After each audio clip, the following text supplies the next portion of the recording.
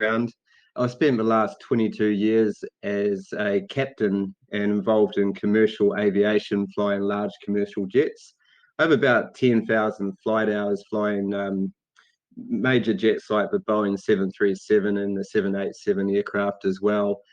But what that has done for me over my 22-year career is built my management skills so that I do now have the ability to run a successful company like Pay It Now Pin Token. But as a pilot, you obviously have a lot of other skills that come into play as well. So skills like communication skills, problem solving, and situational awareness. So they're just great things to have when running a business, I believe. So throughout my career, I've been specializing in flight training, and throughout my career, I've had the opportunity to set up quite a few large flight training companies, and where I've acted as a CEO of a company, a director, and a shareholder. So our flight training companies, when we were operating them, what we did is we took a pilot from high school and we produced an airline-ready pilot to give to the airlines. So yeah, we're quite successful at that throughout my career as well. For my IT background, I've been working for a company that make high-end flight simulator devices for airlines. Now, these flight simulator devices, they're in excess of $3 or $4 million. So my role in the company since 2009 was head of simulator development and software development too. So I'd work with teams of developers to develop their flight training software. Fairly new to the crypto scene. I've been in the crypto market now for the last 2 or 3 years, mainly as an investor, also a day trader, and an Ethereum miner as well. So, the next progression in my step in crypto was to become a CEO of a token. So it's just a natural progression. So that's my background. And then we also have on the call today, we have Jet. Now, Jet is also our PIN founder and also a head developer as well. Now, Jet was also a former airline pilot. He was working for the same airline as me at one stage, but he's also a developer for the last 13 years.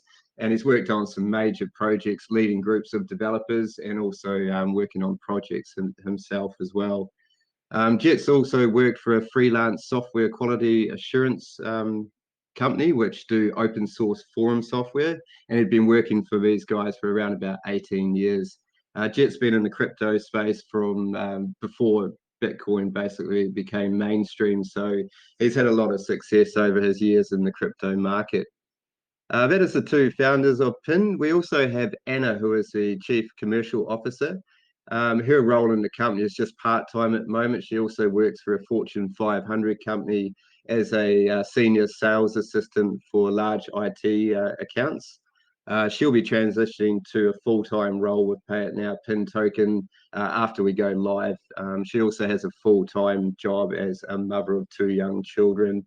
Unfortunately, she can't join us tonight because it's a little bit late here in New Zealand, but she would love to come and say hi to your group when she gets an opportunity. Our other key member, we have Phil. Now, Phil is our project manager. He'll be looking after the individual modules of Pay It Now Pin Token. And by that, I mean he'll be looking after the payment system and the reward system and overseeing the token as well in the ways of looking after the team of developers and app developers. We've just taken on a new developer. His name is Guy. He'll be working on all our website front end and also transitioning into app development as well. I'll just open the mic now for Jet just to say a quick hello. Hi, everyone. Thank you for having us here today. Thank you, Greg, for the intro. Yeah, so that's our team. I thought I'd just tell you a little bit about how we come together as a team as well. So Jet and I, we met while flying for a commercial airline out of the Pacific Islands around about 7 years ago.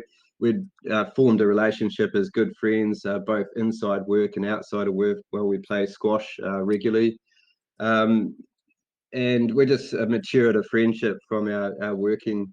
But on one of our last flights as operating as captain and first officer, me and Jed actually had a serious emergency problem in one of our flights on the way to Honolulu. We just crossed a severe thunderstorm, and then coming out of this thunderstorm, we lost pressure in the cabin. So we had a full depressurization of the cabin, which required an emergency descent down to a safe altitude. Oxygen came out in the back of the cabin, and we had to navigate a number of other problems like hydraulic failures and low fuel situations. But as a team, we navigated that problem, and we really learnt from this experience. But most of all, we got out of this experience. We transitioned from friends at that stage to being brothers. We just have so much respect for each other. Obviously, because we've faced a situation of danger in our life and navigated that perfectly to get the passengers safely on the ground. So that's how me and Jet met. Now we also have the other team member, Phil. Now Phil has been a long-time friend of mine since high school. He is also what we call the wizard of tech. So he owns an IT company, but he's got that company to a position now that he doesn't require to look after that company, and he can come and work for us full time at Pay It Now PIN token. So that's how the team met. From there, we can tell you a little bit about the project, unless you have any other questions for us now. Yeah, thanks so much for the explanation. That was really, really well done, the introduction there. Wow, it sounds like you guys have some past experience yourself in managing a few different businesses or the flight training courses and things like that as well as just your experience in communications and things as well. And then Jit, it sounds like he's been involved with crypto for quite a long time. So it sounds like you've got the project or the sort of CEO or executive position under control, and then Jit is more on the technical side and has been involved with crypto and has some experience, a lot of experience there. Yeah, so that sounds pretty. So we definitely complement each other. Yeah. Yeah, definitely, and it's cool that something I really like myself is that you guys are all together in the same place, in the same country, in the same city, working together on this project, rather than being split up all across the globe, which is what I see so often these days in crypto. So having that personal touch and being able to speak to each other in person is very valuable, I think. No, totally agree. And that's the great thing about it. We are all based in Christchurch. We have an office in Christchurch, and we're employing developers in Christchurch, New Zealand, and app developers. So we can oversee the whole operation in front of our eyes. So everything gets done how we want it. Yeah, amazing. Awesome. I'm hoping to, next year when I go back home to New Zealand, I'm hoping to come by and sit down and have a coffee with you guys and check everything out. For sure. Cool. For sure. Yeah, that would be brilliant. So we'll definitely host you back in Christchurch, and yeah, be good. Okay, fantastic. Let's hope that PIN is everywhere, all over the markets by then. That's the plans. Okay, so now that we've heard about your team and what you guys do and your backgrounds, why don't we find out a little bit more about what the vision is you guys have and the problem that you're solving, and what is PIN token? Yeah, so I thought I'd just start off with how PIN token came about. After I got retrenched as a pilot, I was operating out of Singapore. I came back to New Zealand. I had a few ideas that I wanted to put to Jet about a business opportunity. And one of these opportunities were to create a series of pilot applications for pilot training and familiarization with aircraft. And then another thing that I looked at was virtual reality flight training devices. So the other two ideas I put to Jet, and he loved the ideas and he was fully on board. Unfortunately, due to COVID, it's kind of put a damper on our situation where we haven't been able to sell many devices or many applications. So from there, we had a few other ideas where we put together. But how PIN came about and how it formed is that myself and Jet, we belong to an investors group, and we meet once a month for a dinner. So we go out to these dinners, we talk about the share market, the stock market, and the crypto market and all that as well. So during one of these dinners we were having one night, a website owner came up to us and started talking to us about his website and how it was starting to diminish with the amount of traffic on his website. And he had no real way to reward his customers other than the normal status or reputation awards you get on a normal website. So we were saying to him, well, why don't you start rewarding your customers in cryptocurrency? And he absolutely loved the idea. And, he said, well, yeah, that'd be fantastic. But the only problem he had is he had no time to moderate the system. He had no time to implement the system or oversee it.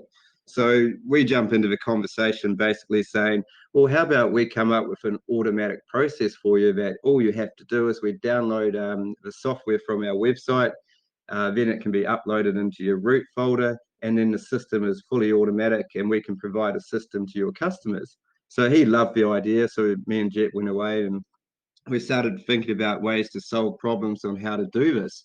And straight away, Jet, being the very intelligent person he is, he came up with this automatic system. And it was a series of steps. So first of all, you'd go onto our website, you'd download a module, and then that module would be uploaded to the website's root folder. So then the user of a website can accumulate PIN tokens by interacting with this website or retail store, and then eventually cash those PIN tokens out to other cryptocurrencies or other fiat currencies as well. So all our system does basically, it authenticates the user, it looks at how many pins that user's got, and then it talks to our database, and then it will say yes or no, we can give out these free pins, or we can't give out these free pins based on that website or retailer's allocation of free pins that we give to that person. So I'll let Jet talk a little bit further about that system coming up. He's got all the technical know-how how that system works. So that was the kind of the start of the whole PIN reward system. But then we've had a few customers since then approach us, and we have one customer that owns a large butchery store. So he approached us with the idea, well, can you come up with a loyalty system for our customers so that when they come into the store and buy products, they can earn free cryptocurrency? So straight away, we jumped at the idea and we thought, okay, this will be quite simple to implement. What we need to do here is we need to come up with a loyalty system like flybys or frequent flyers, or some of those credit card reward system type of operations. And then we plan to have an app that we can code as well. So you'll download an app onto your phone, and then you can take that app into a retail store, and then you can scan that app and automatically pins will be allocated through your app system. Once again, I'll let Jet explain a little bit more about that coming up. And then also this same customer said, well, can you make us a payment system? And then straight away, obviously, we said, yep, no problem at all. So Jet's come up with a solution that we can implement a layer 2 system to basically reduce the amount of transaction fees and eliminate gas fees as well. So from there, Jet will explain a little bit more about the PIN payment system. And then we plan to make a wallet, but our wallet will be more based on projects on this side of the world. And also we're working on an exchange at the moment with our partners Moonforce and Dev Team 6. What I'll do is I'll hand you over to Jet right now just to talk about the technical stuff. Thanks, Craig. So as Craig explained, the PIN ecosystem is broken up into separate modules. Originally, we started off with what we like to call PIN rewards. The idea was we would make a simple system that any website on the internet could implement and start rewarding their users for just spending time doing whatever they used to do on the website. So just like SafeMoon used to reward users on Reddit, we wanted to expand that to any website on the internet. Let's take forums as an example.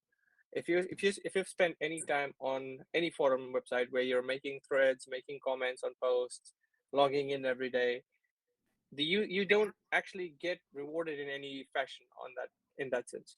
And website owners need to implement the system themselves, but each forum software is separate, they're buggy, and they're not very well put together, and none of them focus on rewarding them with crypto. This is just virtual currency that you can only use on the site. So we came up with what we like to call the Universal Rewards Interface, or URI for short. URI is capable of being implemented on any website. You could just go to our website, download the appropriate module. Now the modules are being coded as we speak, and depending on your website, you can just upload it to the root folder of your website, and suddenly you have a fully functioning reward system that will reward your users. And anytime the user wants to, they can withdraw those PIN tokens directly into their cold wallet, into their DEX or centralized exchange, what have you, And Yuri handles everything from the point where the user comes and says, I'd like to withdraw, let's say 100 pin tokens. Does the user have 100 pin tokens to withdraw? Does the website have 100 pin tokens to give to the user at that point? Have they already exhausted the amount of free allocation they have this month? Yuri handles all of that, and then he talks to our API interface, which we've named GERT, give users reward tokens. GERT handles stuff like, okay, website X is trying to withdraw some tokens from me. Have they used up all their allocations this month? Nope. Let's go ahead and do it. And it handles the actual wallet-to-wallet transfer, transferring the tokens to the appropriate user.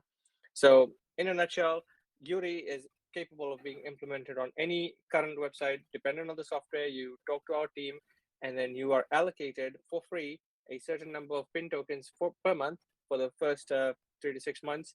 And then you can just dole these out to your users, and then the users can hold to get reflections from our token. They can exchange it for fiat currency, what have you, or they can then turn around and spend those pin tokens on your website, which brings us to the second part, pin loyalty.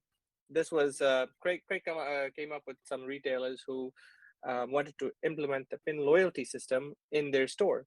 So similar to maybe what Flybys or Miles are used in the US, pin system will be where you could just go to a store, purchase something, and then scan your receipt, and immediately you'll be sent some pin tokens directly to you for free, because the retailer will be getting some pin tokens for free every month to give out Right. to his customers. Now, we've come up with a solution of giving out free tokens that we'll get to in a few minutes, but the idea being, we've come up with a layer 2 solution which will go on top of the Binance Smart Chain, just so we can eliminate any sort of BNB gas fees. In this way, you can freely transfer pin tokens on our layer 2, and you'll charge no transaction fees, no gas fees, until you're ready to withdraw into your BSC wallet or cold wallet or a centralized exchange or a decentralized exchange. So you can then hold on to these tokens and let them accumulate, and then exchange them at our retailers. We'll have a long list of retailers who are accepting pin tokens as payments. They will also be accepting pin tokens in exchange for loyalty rewards. For example, we've got this great butcher, the largest butcher in New Zealand. He wants to implement tokens. So for example, if someone comes in and buys, let's say $100 worth of steak, they get $1 worth of pin token immediately back to them. And then once they've saved up enough, they can come back and buy a packet of sausages and pay with their loyalty pin tokens. So he's excited about it. Everything happens automatically. He has nothing to implement, literally just partners with us. We enter his details into a database, and then users use our pin loyalty app. It'll be available on Android and iOS to start with other smaller operating systems to follow. Lord knows why they use smaller operating systems, but we will support them if need be. And you'll be able to just scan your receipt, immediately get pin tokens directly to you on our layer 2 solution. No need to set up a wallet or anything. We're using a spot wallet system similar to what Binance do, so that it's a very easy introduction to the crypto space. You don't have to know how crypto works, how gas works, how the Binance Smart Chain works, how to get Trust Wallet, how to buy BNB so that you can move your BEP tokens around. None of that. You just download this app, you get set up, and you immediately start earning pin tokens. You're seeing something new that's accumulating in value, and maybe you want to buy some more pin tokens, but just because you've seen this in your wallet now. So that's the loyalty system. But then this retailer came back and said, "Hey, hang on, we'd also like to be able to accept cryptocurrency in our store." And I'm like, you know what, we can do that. So we've come up with what we like to call pin payment. It'll be a BEP20 token system where any merchant can accept cryptocurrency directly, terminal to terminal. So the user will just open their pin payment app, scan a QR code, and the payment is set automatically and instantly. We are utilizing again our layer 2 solution on the Binance Smart Chain, just so that we can, Binance is already pretty fast, but with our layer 2 solution, we've been able to get our transaction time down to 400 milliseconds block time, and we've been able to eliminate any sort of gas fees, unless you'd like to try it on the Binance chain rather than on the layer 2 solution that we'll come up with. If you'd like, you still have the option of trading on the Binance Smart Chain with its few second block time and pay in BSC, BNB BSC gas fees. but you can just as easily use pin tokens on our layer 2 solution, which are exactly the same tokens where you can bridge your pin tokens across and use them on our layer 2. So you'll eliminate any sort of gas fees. You can still earn your reflections.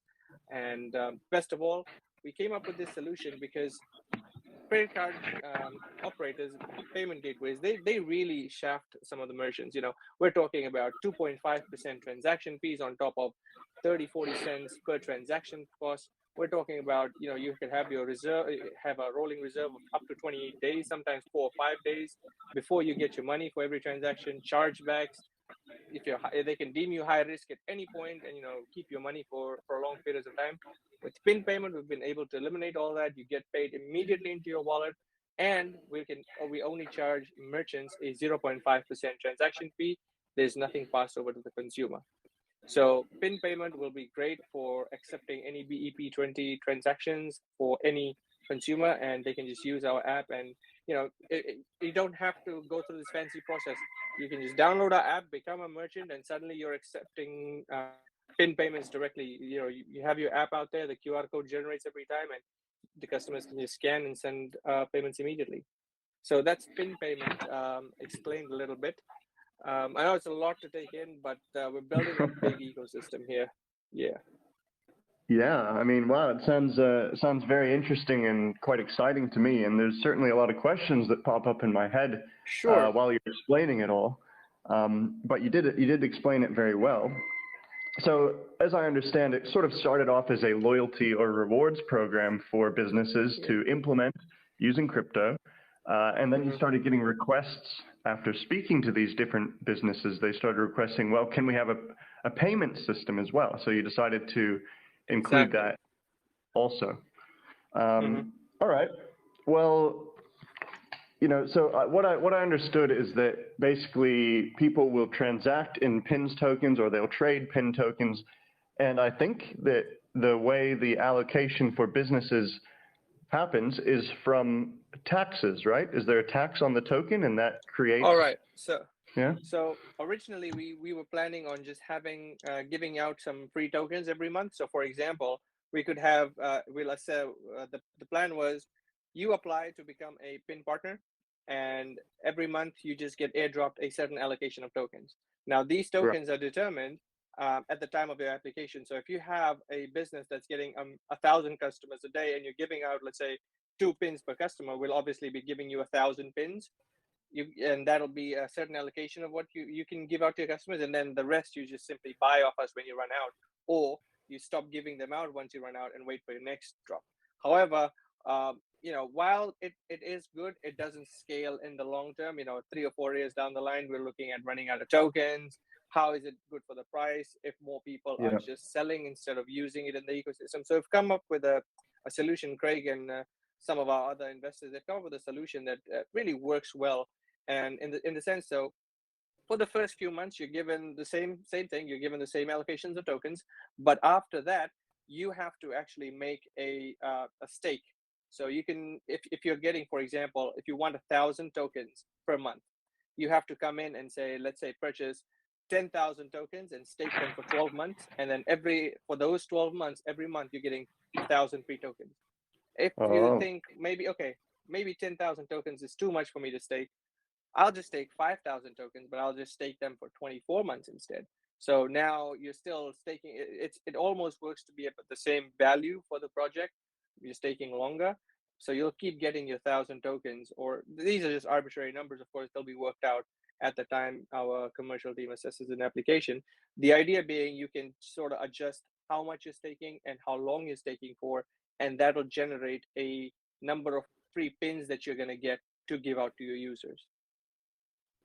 Right. Okay. So you'll be starting off with just free airdrops that you can give out, but for longevity of the project and of PIN token, you'll actually require staking from the business owners who are implementing the system. Yes. And that will allow the price to gain some stability, and also by staking, then it can sort of pay for those tokens that you'll allocate to them. Now, as I understood, what would happen if the business owner runs out of tokens to give out, or let's say they miscalculate it and they give out too many in the start, or they, how do they decide Okay, how much to give to each person that shops? great question. So for website owners, it's really simple. Yuri calculates it for them. Our reward system and Yuri, they work together and they'll calculate it right off the bat for them. For Okay. website owners, and this is the best part, is both Yuri in the online space, that's for websites and anything that's digital, and the loyalty system, they all talk back to GERT, which is the API system. Now, I mentioned that GERT does the simple task of just making sure that it's giving out enough tokens to each of the retailers. So, for example, the butcher, if he's allocated 1,000 tokens for the week, right? It is expected that he's going to dole those 1,000 tokens out in the 7 days for if he's getting weekly airdrops.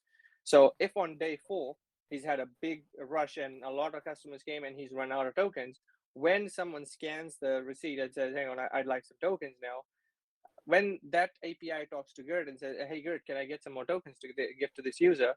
GERT will say, "Oh, hang on, sorry, you've run out of your 1,000 allocation this week." At the same time, it's going to send us an email saying, "Hey, this guy's run out of tokens. Maybe it's time you guys had a look at this and adjust it," as well as emailing the retailer and saying, "Hey, looks like you've run out of tokens to give. Not a problem. Here's an easy link to buy some from us." And so he can actually top up this free pool that he's giving out to users at a discounted rate so that he can continue giving out those tokens. Right. Maybe it can. I just like to put this out as a possible concern is that maybe when a business runs out of tokens, and at this point, retailers or people buying these goods or whatever they're buying are used to receiving these free rewards and free crypto money, and then they run out suddenly, and they're like, oh, I don't get my reward that I thought I was promised this or something like that, and there's not enough time to replenish or restock these the PIN tokens for that business. Possibly that customer might leave or be upset or bothered or something like that.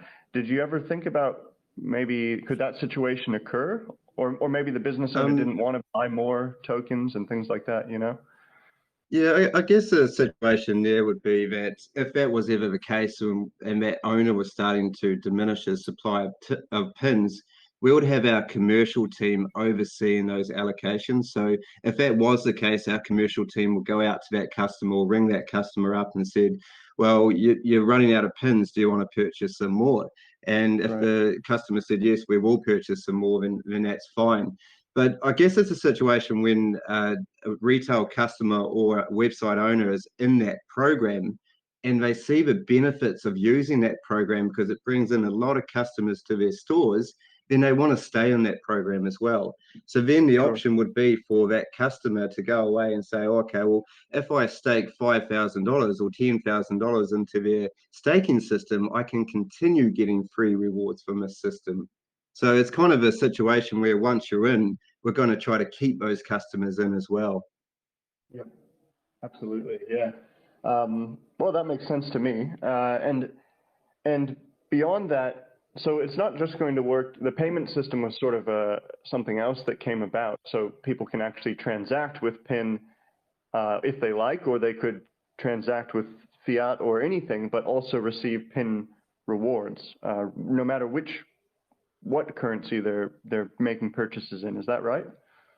Yes, that is correct. Yeah, but then also it's a loyalty system or a reward system so that it actually can go for websites that don't necessarily process transactions or sell things as well. So on forums or anywhere where maybe comments can be rewarded, right? Exactly, yes. Okay, very cool. So by putting these rewards, the PIN tokens, onto a website system, do the website owners or the business owners actually make some money from that somehow as well? Or is it just to reward the customers? It's very simple. If you all the websites nowadays, they're competing for users. It comes down to the fact of why would I spend my time on your website compared to your competitor's website? It's Right. no secret that there's multiple ways to find anything nowadays. Like, why would I go on TikTok instead of Instagram? If Instagram is giving me some sort of crypto, regardless of how small it is, or Right. it has potential to grow, I am gonna go there just because I'm getting something for my time and effort spent on this website. So it is Yeah. literally, yes, that is one thing. The other thing is, um, people want to have a payment system on their website, that, and many websites don't have the time, ability, or capability of joining, like these big Stripe to checkout, or Yeah. checkout.com. You have to go jump through so many hoops. I been labeled as a high risk? Am I on the match list? There's so many hoops to jump through as a website owner, and trust me, I've been there. I own quite a few websites myself, and the fact is, this is why we came up with the system as well. We had the idea is, we know the struggles people run through anytime they want to implement a payment system online, especially to do with cryptocurrency. Yes, there are projects out there, but either they don't work, or there's no option to directly give your users something and say, hey, thank you for spending 1 hour on our website today. Here's 50,000 pin tokens. And obviously, it's a rhetorical number. We're not going to give away 50,000. But the idea is, here's some pin tokens for you, just because of all the places in the world you chose to spend time on our website today. Right. Absolutely. It sounds like a win-win situation for almost everybody. From the business point of view, why wouldn't you just take some free tokens that you can distribute to your customers? That sounds very beneficial for business owners. For the customers and the clients of these websites, or people using these websites, they're just getting free crypto, no downside for that. And of course, it would encourage them to use these websites giving out free pin tokens rather than a website that doesn't do that. And then for holders, businesses are going to eventually be required to stake their tokens, meaning that the price should find some support, and ideally the investors can grow their investment as well. But do you have any fear, for example, if there's these free tokens going out both to business owners and to clients that are using the businesses, do you fear that they'll just take those tokens and not actually hold them or use them, or use them? They won't hold them. They'll just sell them after they receive them, which might impact the price. Would that be a concern? Yes. Look, we've run some. We've got and discussed this at great length. There is a possibility, and there is a possibility for, let's say, if 100 people are given pin tokens at, let's say, retail outlets, that 100 people can go out and sell these tokens. But I put to you the following. Right now, at least in New Zealand, crypto does not have widespread adoption because there is no understanding of it, right?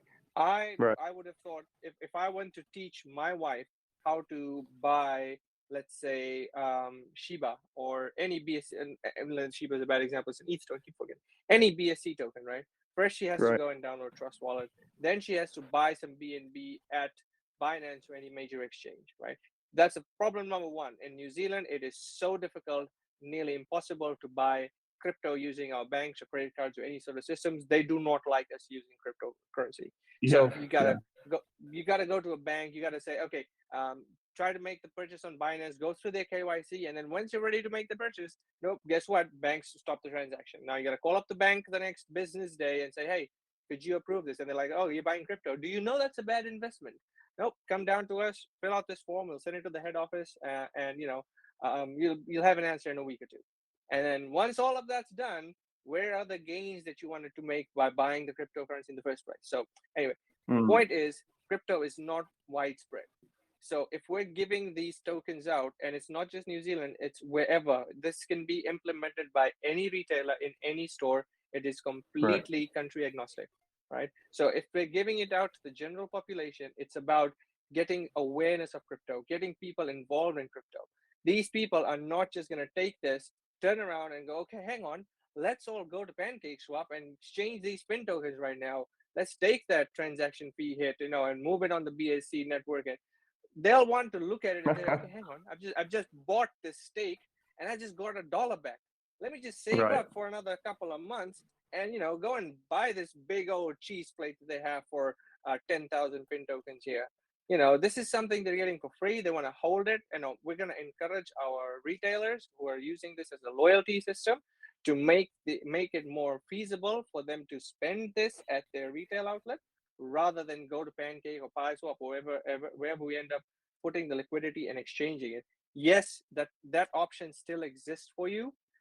If you would like, you would have to take it out from our layer 2 solution into a cold wallet, which is literally as simple as saying, yep, withdraw to a BSC address. This literally all our layer 2 it does is just moves it around without gas fees and batches transactions together and stuff. All you got to do is say, yep, I'd like to withdraw it to my BSC address and then take it to a Pancake Swap or Binance, wherever. When we're not going to be listed in Binance, sorry, to go to Pancake Swap or the more revolutionary PieSwap, which is coming out soon, by the way.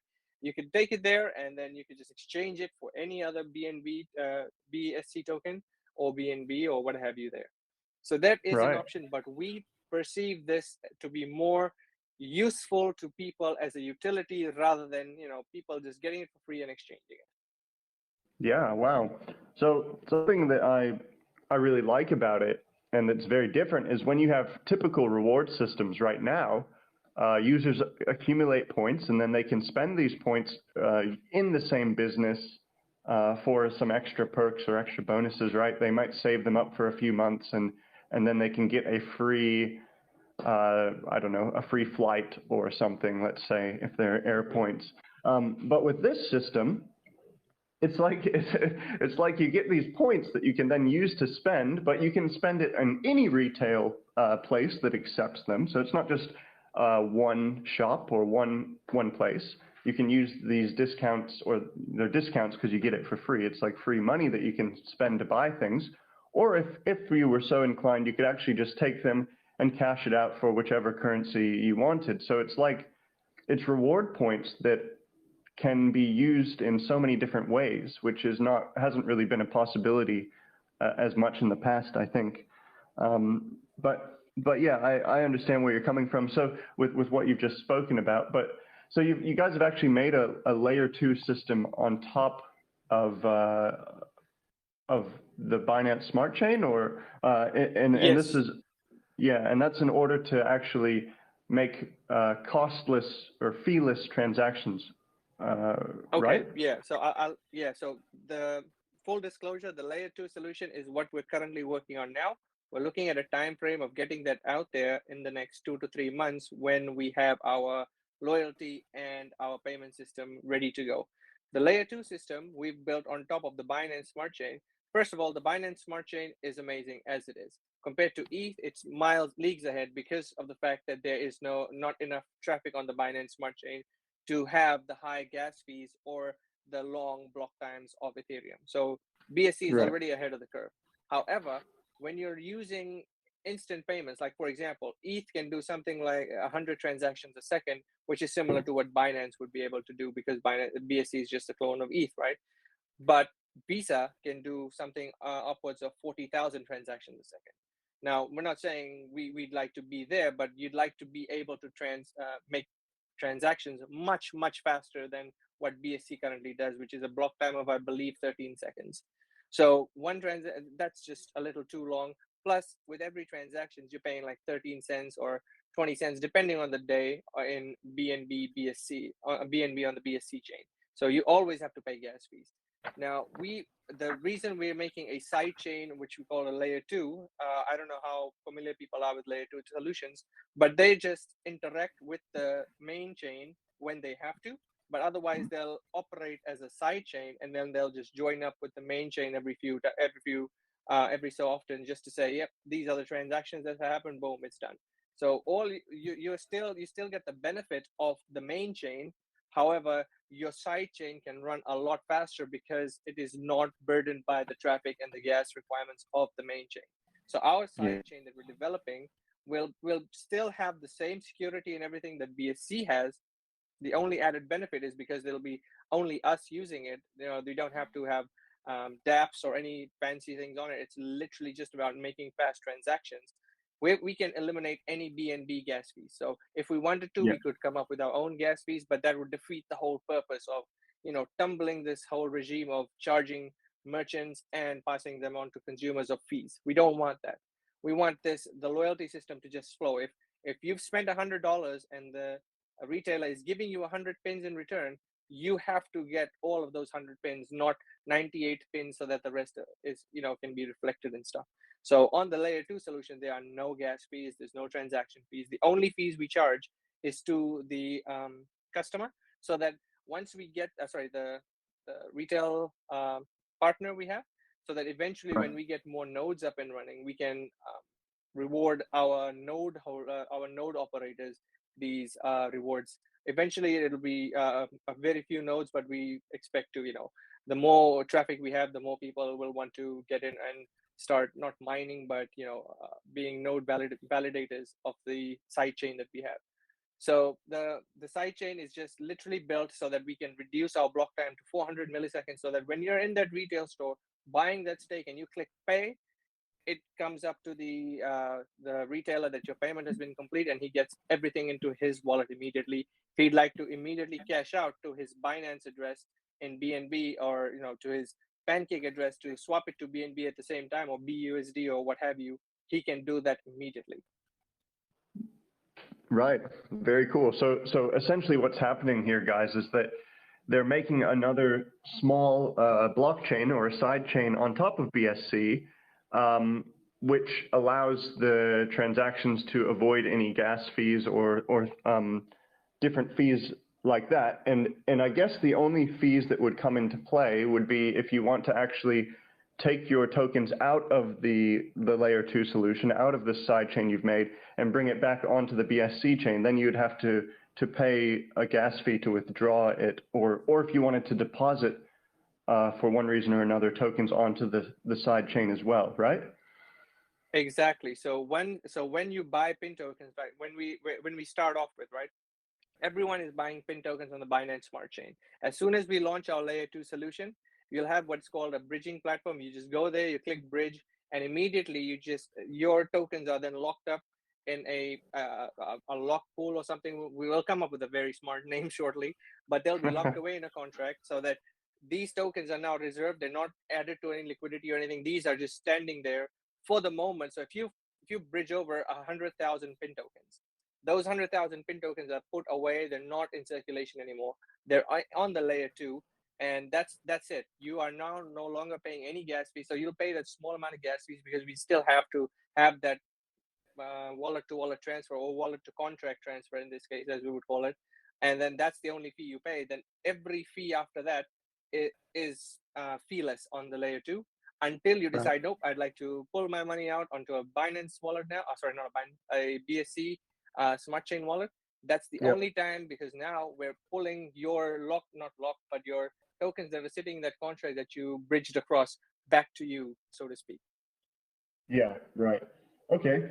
And what about if somebody comes on and they're new to crypto, they haven't done any of this before, and they go to the website and they say, oh, look, I can get some free crypto rewards in this pin token. Okay, why not? Mm-hmm. But they don't know anything about how crypto actually works. So they're going through and they buy the whatever they're buying, and they get these tokens, but then it says, okay, well, do they need to make a wallet? Like where does their wallet come from, and how can they use it after that? How will it be made easy for these people, Another excellent question. So we envision that the person you just explained, let's say Joe, who has no idea how cryptocurrency works, he's just, look, this place is giving me free print tokens. How do I get them? Okay, I'll just download this app. Just by you downloading the app and making an account, and look, we're looking at this right now. Full disclosure, we're looking at, we're talking to a couple of cryptocurrency expert lawyers here in New Zealand, and they're rarer than unicorns over here, guys. Cryptocurrency lawyers are so hard to find. Anyway, we're talking to some of them about what KYC requirements we will have. Not a lot, because this is just a loyalty system at its heart. So just by you making an account on the layer 2 solution, this will create a wallet address for you. So that account is almost your wallet for the whole PIN ecosystem. Now, just to make things even easier, that wallet address will be incompatible with a a BSC address. So we'll maybe make that start with like PIN and then random characters, so that you can't accidentally send BSC pin tokens onto your, or try to send them onto a layer 2 solution, which would then burn them. So we'll purposefully make that so that the layer 2 wallet addresses are incompatible with the BSC addresses. So the only way to get the layer 2 solution pin tokens onto the BSC chain would be to unbridge them. So to answer your question, anyone who just downloads our loyalty app or pin payment app, the account will be shared across. So if you've got one account, you can just simply say, I've downloaded the second app. Hey, I can just link my account. Scan a QR code, your account's linked. So that account basically acts as your pin wallet, and then you can then, of course, make separate wallets in there to divvy up your pin holdings. Maybe you're holding some for yourself, some for your friends, some for your wife. You can divvy them up and make separate wallet addresses inside that. But you wouldn't need Trust Wallet, or you wouldn't need to get more BSC, BNB on the BSC chain. All you need is the app, and you can start getting free pin tokens.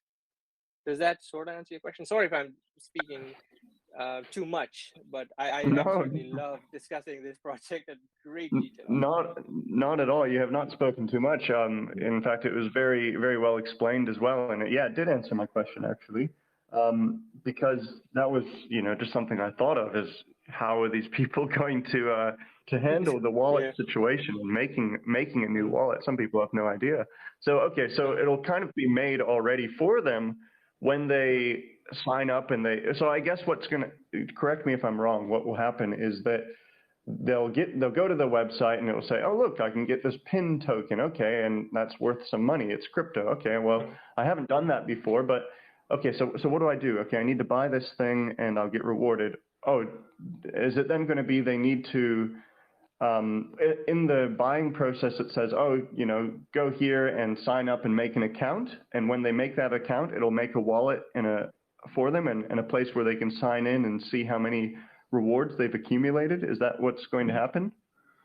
Yes. So let's walk through how a typical first start would work like. So let's say I have no idea how crypto works, and I am going to, I keep using the butcher because that is one of our launch customers. So let's say I go to the butcher and see, hey, this guy's giving away something called free pin tokens. What is that? And he goes, what are you giving me? Is this free cryptocurrency? Okay, how do I get them? Oh, I download this app. Okay, got the app.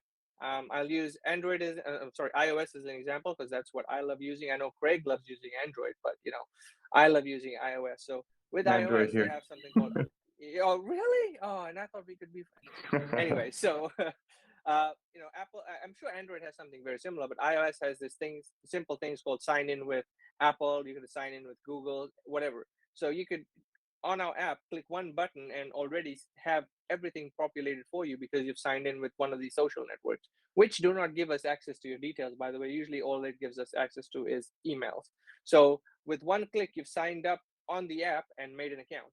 You scan the receipt that you've just bought from the Aussie Butcher. I've just gone in and bought, like, say, $500 worth of meat, and I scan the app, and suddenly it's given me $5 worth of pin tokens directly into the app, and I can see that I have, what's the current exchange rate?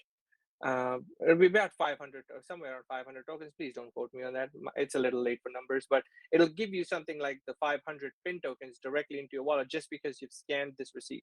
So because this retailer is giving away tokens, you can just download the app, and the app will be called Pin Loyalty or something. We'll expect that anyone who's giving away free pin tokens will have a post or something saying, you can download this app from the App Store with the QR code or something. And then you can just scan your receipt, and everything else is automated. You literally do not have to do anything apart from spending your money and then scanning the receipt. And you literally get free pin tokens directly into your, because as soon as you've signed up, everything else is automated. You get logged in, and there'll be a site where it'll say, this is how many pin tokens you have, your balance, and click here to scan a receipt. Look, we've just literally about maybe a week ago started working on the app. So unfortunately, I don't have any screenshots or anything to show you because we've just started working on the app, but it'll be released to our community very, very shortly as soon as we have information on it. But yeah, we're trying to make it as user friendly as possible because we know the barrier to entry for crypto is quite high, and we're trying to make it as accessible as possible. Okay, wow, very cool. So regarding all that, making an application and being able to reward these tokens across different retailers and different countries and different regulations and things like that, well, will there be any possible regulations that you'll have to work around or figure out how to work with in these different countries regarding the rewards tokens and paying out like that? Is that something that needs to be considered? Yes, we are currently talking with someone here in New Zealand about what the requirements would be on us as the token or the loyalty system to begin with. However, once because of the decentralized nature of this, as I mentioned, this can be adopted anywhere. The idea would be, however, that you as the merchant would have to consider, is this is this a requirement that are there any legal requirements on me when I'm implementing this? Because you are implementing a system that is giving away free money basically. So it's like a credit card reward system. If if you're using a credit card, you get like a dollar back on every $150 or something purchased. So the requirements on this would be very similar to the requirements based on those type of transactions where the merchant doesn't really have the requirements. We as the provider of the service do, and this is something we are working on. However, any country that has a ban on cryptocurrency, unfortunately, we are not going to be able to support. And this is something that will be brought up when we have onboarding. So if a merchant from, let's say, Kenya approaches us and says, "Hey, I would like to start, giving out free pin tokens," the first thing we'll do is, we'll run this past our lawyer and say, "Hey, Kenyan Meat and Emporium wants to, give out free pin tokens. Is there any legal requirements that we might run into?" I know there's certain parts this is pretty old news, but New York didn't let people buy Bitcoin for a long, long time. This is, a couple of years back, of course. I don't know what the requirements are now, but if that is the case, then unfortunately we cannot support you. But on the merchant, it probably will not be such a high requirement. It'll just be on us when we have onboarding of those PIN partners. Okay, sure, I get it. So, I mean, we're still looking into some of the regulations, I guess, but yeah, you guys are onto that and figuring that bit out. So, and of course, you won't be able to operate in places where crypto is banned, which makes sense. Yeah. And what about like for businesses that do want to use the system? Do they need to like download something? I think you mentioned they need to download something and it goes into their root file. Now, would that mean that when customers come and make a transaction there'll be something that pops up or it'll say on the website, get rewarded in PIN tokens and will there be like an application within the website that then is used to go through everything, or what will it be like from the customer experience when they're looking at the PIN payment system to them? When they're buying on a website. Does that make sense? Yeah. Yeah, Yeah. it makes sense, but there's been a mishmash here. I'll clarify. So with websites and only websites, we have what's called Yuri, the module that we've developed. So Yuri, even though it's got one name, is a bunch of different systems. So for example, for websites, you have Zenforo, you have IP Board, you have MyBB, you have PHPBB, you have Simple Machine Forums, like all these major forum software that can be used to run a forum, right? Then you have Laravel, you have WordPress, you have so many different systems that can power websites that you use every day and normal users don't realize. So Yuri, the reason it's called the Universal Rewards Interface is because it's able to adapt to whatever system is running. So if it's running Zenforo, it knows where the PIN data is kept in the database, which will be different if it's a MyBB website or a PHPBB website or if it's a Laravel website. The data is stored in different locations. So all Yuri does is it's able to interact and say, yep, I know this is where the amount of pins that a user has and is earning is stored. So I know how much a user has, because at the end of the day, that's the only way we'll know how much a user has and is wanting to withdraw, and if that's a valid number. So that's for the website end. So that's the reason the website owner has to download Yuri and put it on his website, because we as Pin need a way for Yuri to tell Gert on how much to transfer to the user. So when the user goes and says, okay, let's say they're using airliners.net, they've spent a year posting on the site, and suddenly they realize, hey, I've got 10,000 pin tokens here. I'd like to withdraw them. So he goes to airliners.net, and there'll be a link to say, go and withdraw your tokens here by clicking this link. He clicks on the link and he goes to Yuri. As soon as he logs on to the web page, Yuri immediately checks, hey, let me see how many pin tokens you have. Okay, looks like you have 10,000 pin tokens. Would you like to withdraw them? You can like, yep, I'd like to withdraw all 10,000 today, please. I would like to leave nothing in here. So at that point, Yuri will then say to Gert, hey, Gert, airliners.net is trying to send a user 10,000 pin tokens. Does airliners.net have 10,000 pin tokens to give away today? Or, if airliners.net had only 30,000 pin tokens to give away, and they've given away 15,000 pin tokens to other users that month, that means they don't have enough to give away. The math is wrong. Yeah, if they've given away, let's say 25,000, they only have 5,000 to give away. They can't give this user 10,000 pin tokens because they would go overboard. So then Yuri tells Gert, nope, sorry, you can only withdraw 5,000. And Yuri tells the user that. Then they, decide among how much they want to withdraw. And finally, when everything is sorted out, then Gert actually does the wallet-to-wallet transfer, sending the user the pin tokens directly. So the user can get it directly sent to his BSC wallet, his Pancake, to any wallet he'd like. No, I keep saying Binance because we'd like to be listed on Binance eventually. But anyway, yeah, he'd get it sent to a cold wallet or what have you. So that's for the website. For the pin partner, for the pin payment side, if you want to become a merchant, right, you can, there'll be an onboarding process so that you can start accepting payments. For the loyalty system, right, all you got to do is join up with us. We will add you to our database so that when your receipt is scanned, Gert is able to verify that, hey, Kenyan Meat Emporium is a pin partner. So yes, we will give you pin tokens, but India Meat Emporium is not a pin partner. So you can scan that receipt, but you're not going to get anything for that. I mean, scanning would be useless if that's not a pin partner.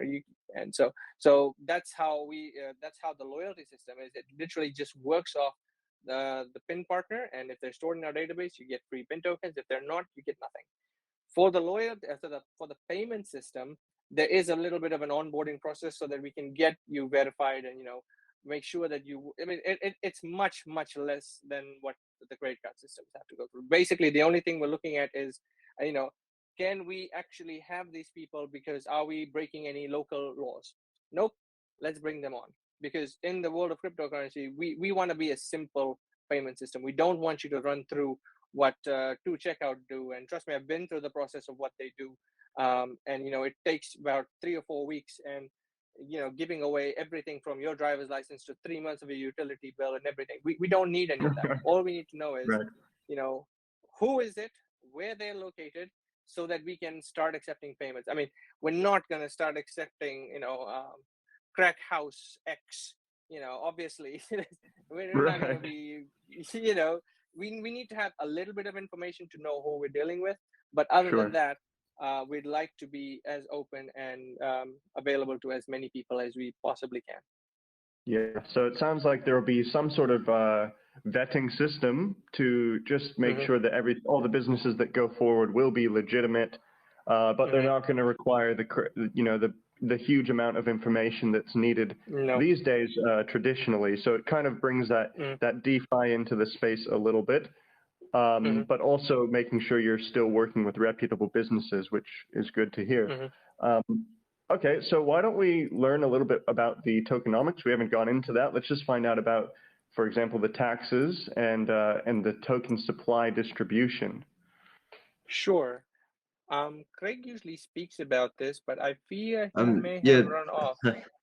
No, I'm back again. I do apologize, team. I'm really unwell today, so I can go over tokenomics with you now if you like. So our tokenomics, sure. I just wanted to check. Are you doing all right? You don't. If you're feeling unwell, please. It's don't want to force you to to be here or like that, you know? Oh, I really appreciate it, but I really want to speak to you all as well, just so you can hear my voice as part of the team as well. So, no, I'm happy to go over tokenomics. So, our tokenomics, we have a total supply of PIN tokens of 100 million. And within that 100 million, we're expecting to transfer 41% to our liquidity pools. And as Jet has kindly mentioned, we are planning to partner with a company called Moonforce, and they're controlled by Dev Team 6. Now, they'll be our launch platform, so we can launch through them to do our pre-sales, and then we'll shift the majority of our liquidity into their newly developed PiSwap. We'll also be putting some liquidity onto PancakeSwap, and we'll also save some liquidity for a centralized exchange, which we're working on a partnership at the moment for a centralized exchange. We have 25% in our token sale program, so that'll be for our pre-sales. Now, our pre-sales are set down for a soft cap of 300 BNB and a hard cap of 500 BNB. We'll have a max buy during our pre-sales of 2 BNB, and each BNB will get you 50,000 pins. Now, we have completed a private sale, and that was 14% of our tokenomics, and we sold out our hard cap quite fast in that private sale as well. Now, a private sale were mainly for people that know us, people that helped us in the early stages of PIN, and also our PIN partners. We have an owner's pool of 10%. So the owner's pool is where we can take a supply of PIN from and distribute it to our website owners and our retailers. And we do have some transaction fees that will actually top that owner's pool up again. For our team and founders, we've taken a 5% cut of the tokenomics. And myself and Jed have actually also taken a bit of our 5% of our wallets and put it back into a reserve and operational fund. So a reserve fund is 4%, and that's just for things like marketing or backups, basically, with an operational use of 1% of the tokenomics as well. And that will be such things for marketing and also staffing requirements. For our transaction fees, we've just actually reduced our transaction fees from our initial stated and advertised 8%. Now, we're initially looking at doing an 8% on the sell side only. The issue we found there is that we're unable to talk to our decentralized exchanges at the moment to see if that can be implemented at the exchange level.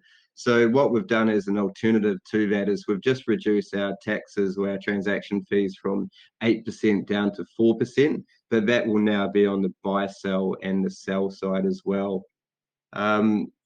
So for our transaction fee for that 4%, it's made up of 1.5% going back to the liquidity pool.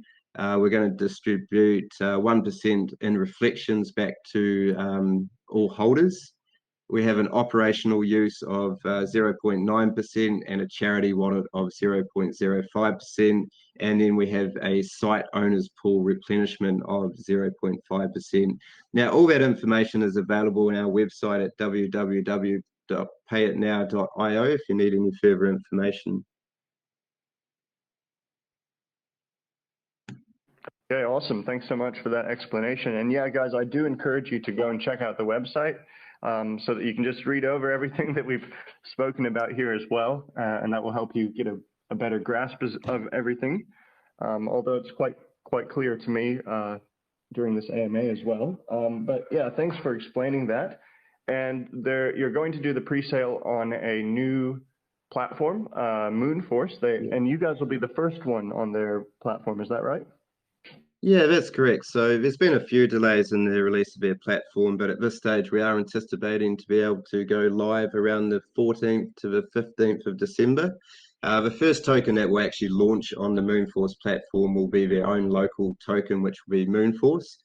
And we've just come up with an agreement that we can then launch PIN 24 hours after Moonforce. So we will be the first token outside of their own local token, which will create a lot of exposure for us as well. Awesome. Yeah, I believe so as well, because they're actually quite a big name behind Moonforce. They were the guys that did, what was it, Mini Doge, right? So yeah, initially correct, they yeah. created Pi. It was initially called Cream Pie, which are now transitioned to Pi. They've also created Mini Doge and now Moonforce as well. Right. Yeah. So those guys are quite well known actually, and I guess they have quite a large following, which should help with your, spreading the news about you guys as well.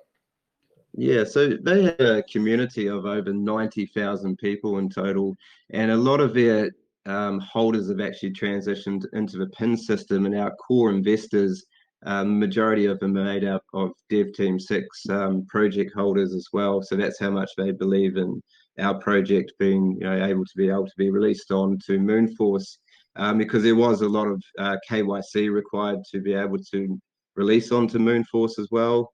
Right. And yeah, just a lot of backing. Amazing. Okay. Well, usually in our AMAs we go over a lot of security, security questions as well. But from what I see, you guys are basically you are doxxed, and as you've said, you've had to go through a number of KYC requirements with Moonforce and things like that. You've told us you guys are in Christchurch, whatever. We know all about that, so that's really awesome to hear, and I love the transparency that we've also that I'm receiving from you guys, which is really awesome. Regarding the pre-sale, how much BNB is being raised, and what percentage of that is going to liquidity, and what will be the maximum and minimum contributions? Sure. So a pre-sale will be 25% of our token supply. We are planning to push across 41% into our liquidity pools. It'll be a max buy of 2 BNB per person, and 1 BNB will get you 50,000 pins. Just wanted to add to that transparency as well. Just today, we've just had the report from our audit company on our contract. So that's available on our website and also in our community as well.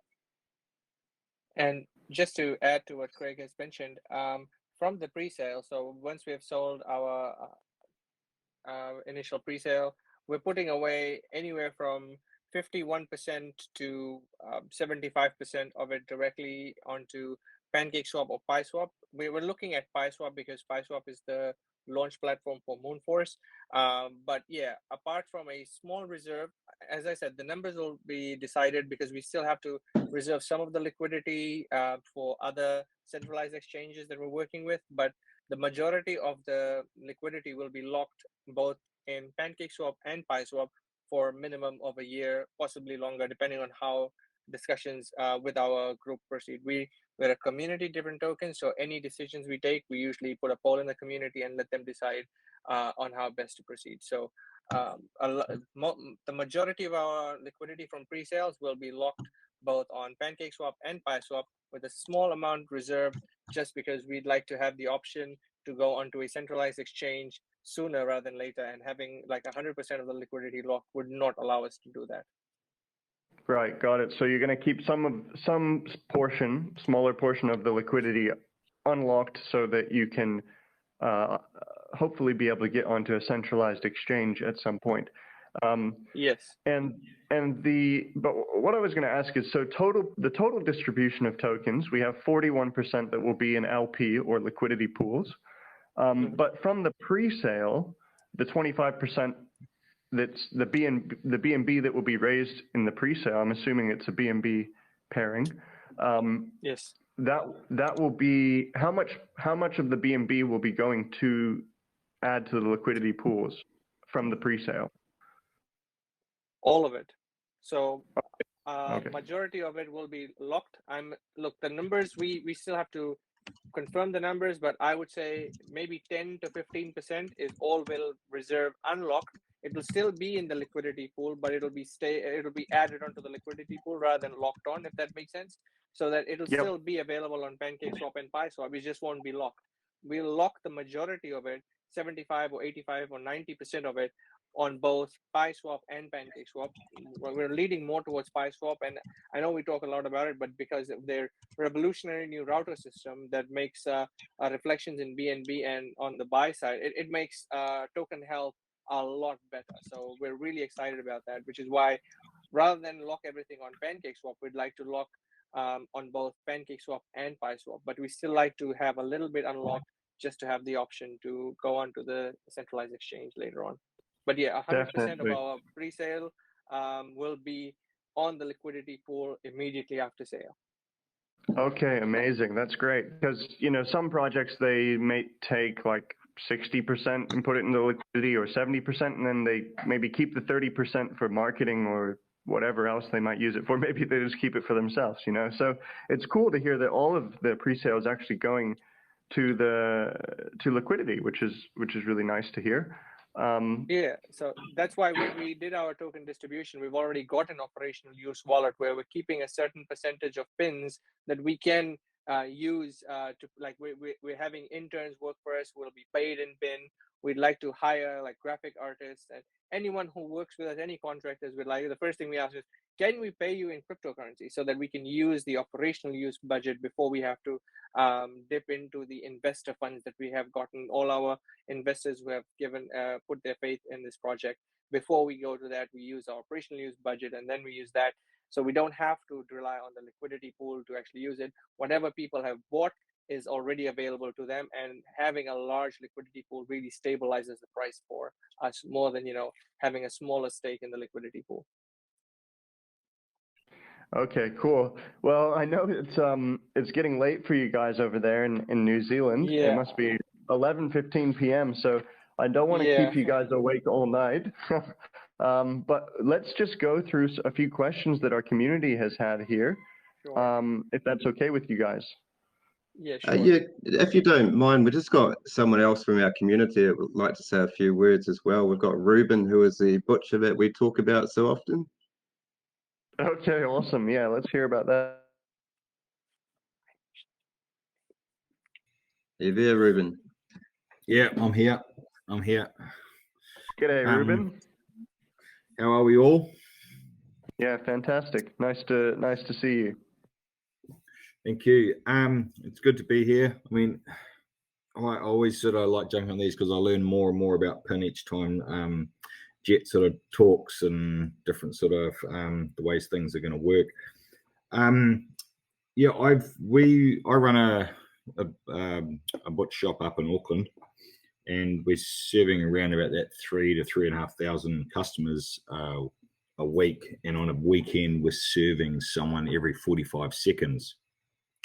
So I've always sort of wanted to look at doing a loyalty, but quite often when people look at it, it wasn't going to be fast. I need to get customers in very quickly or out the door, so there can't be any holdups at the counter. So quite often I haven't been able to do a loyalty scheme, and we're always getting asked for it.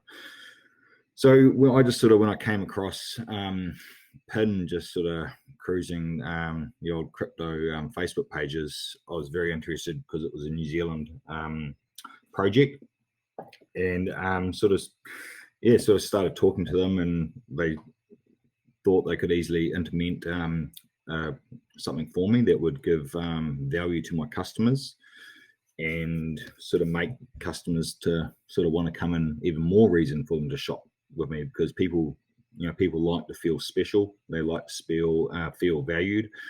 Right. And you've got to have that point of difference pretty much in any kind of field these days if you sort of want to stay at the top and you don't want to float to the bottom. So that's sort of, yeah, so I was just sort of, I'm really going to be really excited to sort of try and get it off the ground next year. And I think it'll be good. And I don't think people need to be into crypto. For me, it's not just like crypto's a bonus. I've only been in sort of really in the second quarter of this year. And but for my customers to come in and, working it out, whether they get one PIN per $100 or whatever, we'll have to work it out. When they have spent a certain amount, then they can either get a packet of sausages or get something, whatever they want for free, or you might offer them special deals that, half price steak for using your pins or something like this. So I think the world's going to be, it'll be endless on what we can do with the way that things are going to be designed. So I'm super excited about it. Well, I think that's so cool that you are looking forward to this and sort of opening your horizons and accepting something like this and trying to implement it into your business and you see the benefits and the why it can be useful for business owners as well. So I think that's really cool. So are you actually the owner of the biggest butchery in New Zealand? We're definitely in the top. There's probably a couple. I know there's probably a couple that might be above me, but I'd easily be in the top 5 of shops and butcher shops in New Zealand. So it's pretty good. We've got a very good loyalty base, and I'm actually the vice president of New Zealand Retail Meat, and so yeah, there's different. I think if it works in my shop, I think we could spread this to other shops. And the way things are now, I've got a lot of contacts in Australia, butcher shops over there, all around the world. We've got a massive conference next year. Not conference, representing New Zealand in a butchery competition in Sacramento. So there's going to be 17 countries competing to be the world's best butchers. So I think if this gets up and running, it could be a really good thing to spread in spreading the world of crypto, because as it is, Bitcoin was 12 years old or something last month, so it's still very new. Yeah, definitely. And if you see the promise of it, and you're going to be going to conferences, and as you said, you have different connections around, and if it starts working really well for you guys, then I can see other people jumping on board as well, and it can be really beneficial. So that's cool. Are you also operating in Australia now, or are you just in New Zealand? No, just in New Zealand.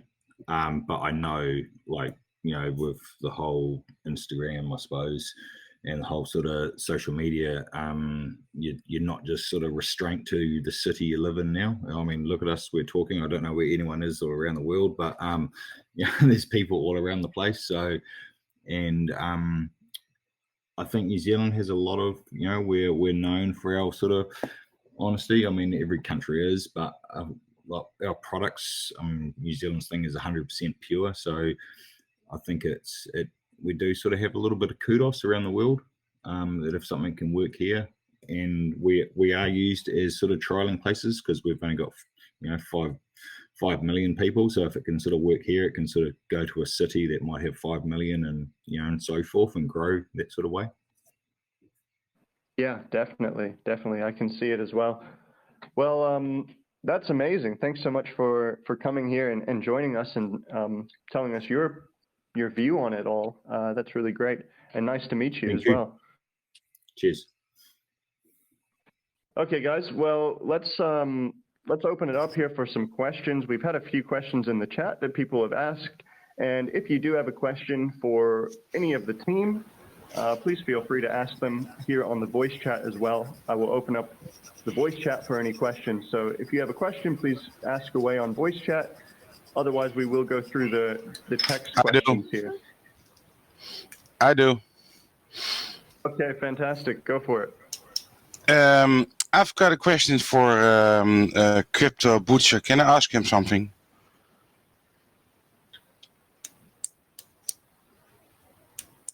Is he still here? Yeah, I'm here. Okay, thank you. The thing is about the token and the reward system is, what are you going to do as business with those tokens? I mean, people can, you get a rewarder because you bought for like $100 or New Zealand dollar, or maybe 1,000, and you get a certain amount of tokens.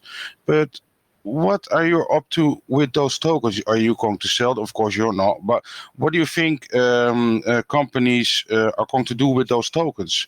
Because that can put a lot of sell pressure on the price. I would think, in my circle of friends, I've probably only got like a few people that are into crypto as very new.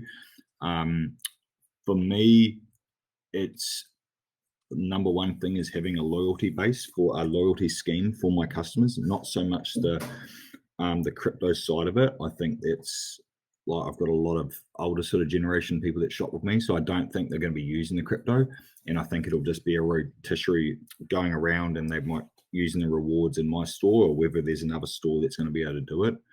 I won't be selling them. I'm on a hold. But I think we're not going to be giving away oodles and oodles. I mean, it's if they, let's say PIN goes to a, well, I definitely want it to go to $1 or more. But if it goes to that, I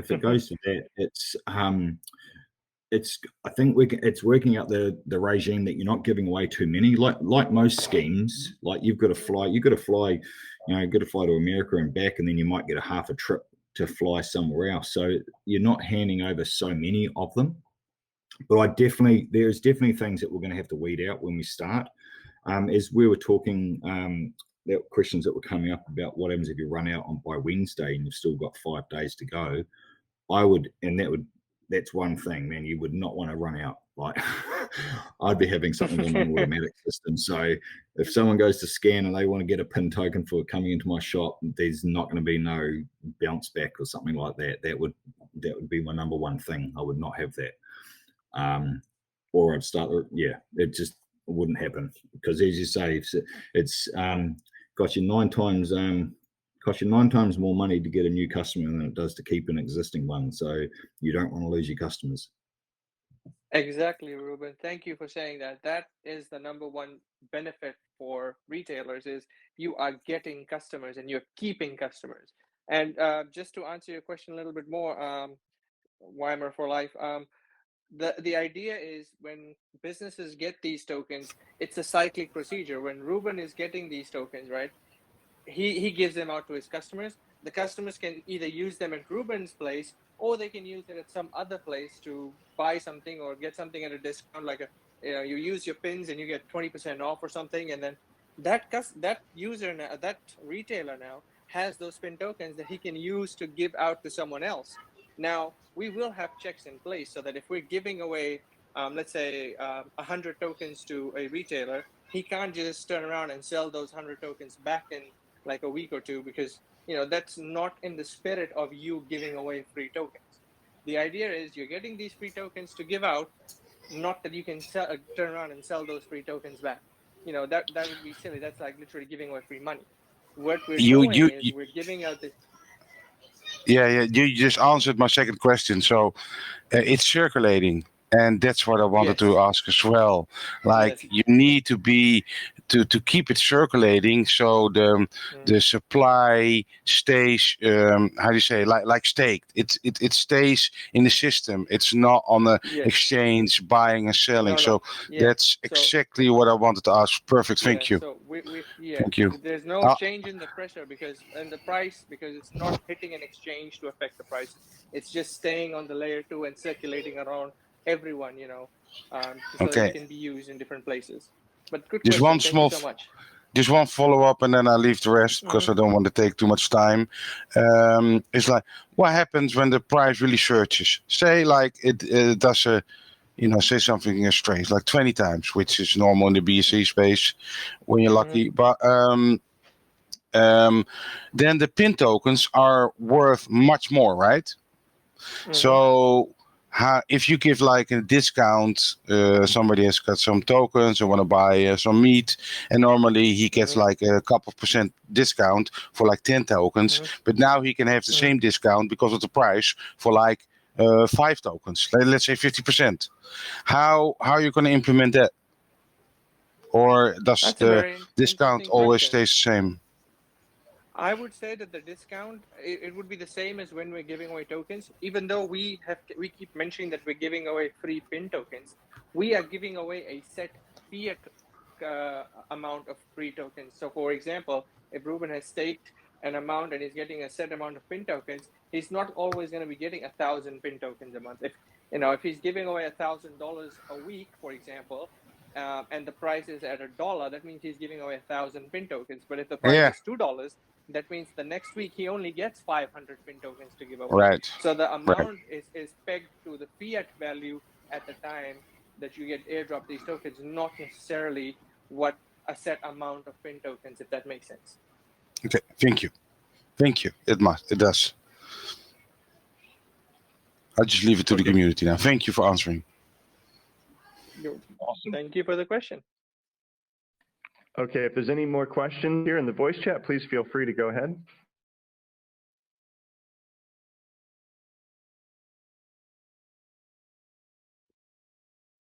Sometimes people are a little... Yeah, I got a question. Hi. Go for it. Hello, miss. Hello, guys. I'm really amazed by the project that you are going to deliver, and I see that there is a huge catalyst, which is the crypto butcher, who is already embracing the project and implementing it with his business. And my question is, are you guys targeting some other crypto businesses or other businesses around the world where crypto is majorly used by the citizens, such as Gibraltar or I don't know, other countries where crypto is mainly used in the daily the daily encounters of the citizens. So I was thinking maybe you guys are going to implement first the project in New Zealand and then go worldwide, or you guys are going to be looking for other places where people embrace crypto for for taking cashbacks or things like you explained in other countries. That's a good question. Thank you for asking. A good example would be the people who just literally scooped up the Bitcoin sale today, El Salvador. It would be amazing if we could launch there, but we are deciding to launch in New Zealand first because this is where we are. So you are 100% correct. The idea is if we can get this working here with our good friend Ruben, who's you said it, he's the catalyst. He's driving the whole loyalty payment system because he's the one who literally said, can you do this? And so if we can get it working here, then of course the idea is to branch out. And me and Craig were already looking at the Pacific Islands, our neighbors, where they have a good population to ratio of the need for a system like this. Places like Indonesia, places like El Salvador, for example, where crypto is more widespread. Yes, the idea is to branch out to that point, but at the same time, we need a system working. I'm the kind of developer who'll say, I need 2 months to work on this, and then in a month I'll have something ready, rather than saying, yep, I'll have it done in 2 months, but 2 months later, no, I'm still working on it. Sorry. So I'd like to say it'll take time and to deliver before the time is up, rather than come due date and it's still not done. So that's why we've said, first let's get things started in New Zealand. If it works, then we can branch out to the rest of the world and start. And again, we do have a procedure in place where people can already start applying and say, hey, this is our need. We need to get on board with the project. And we will start the onboarding process even now. Even though we don't have a product yet, we are hard at work creating this so that we can have this up and running as soon as possible. But we have onboarding process in place. Anna, who's our chief commercial officer, she's doing an excellent job of managing everything so that everyone can be onboarded even now, when so that we can get this process going for everyone. Thank you very much for your answer. And I have another question which was within the first one.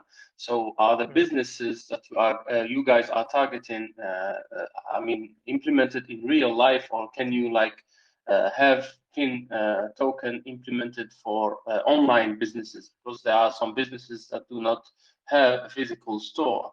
And this is also another extension of the project that I want to know. It is for both. Here in New Zealand, one of our biggest online retailers is a site called TradeMe, and we're already reaching out to say, hey, can we work with you guys? Because on your website, you can accept credit cards, you can accept bank transfers, but you do not have cryptocurrency. Again, because of the huge barrier for entry. If we can have a product that works, and unfortunately, that's a recurring theme you might have heard me say, it's because we don't have a system yet, we can't actually approach these companies and say, hey, do you want to use this revolutionary system? We've got this amazing system. Do you want to use it in 2 months? They'll be like, yeah, okay, where's your system?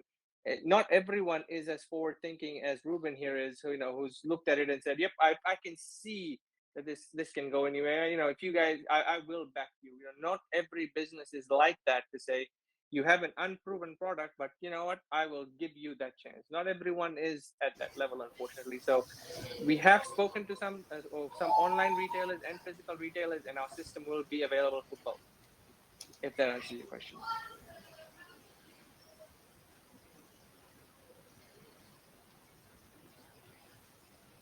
Okay, cool. Hello. Well, Maui Diver here, he's asked quite a few questions in the chat, and he's had some really good questions that I found. So I'll go over a couple of those. He asked, where is it? He said, oh, it sounds great for the retailer and the customers, but what is going to drive the price of the token for investors who aren't getting pins as rewards and just want to hold the token for appreciation? So you're saying, well, how are we looking at increasing the price long term, basically? Kind of, yeah, yeah. That's basically, yeah. He says so. Yeah, So for the retailers, it's good. Yeah. For the customers, Yes. it's good. But what about for investors who aren't getting rewards like that? They just want to hold the token. What's going to incentivize investors to just hold on to those tokens? Okay. So most tokens, as you may have noticed, will have large burn events just to artificially deflate the supply.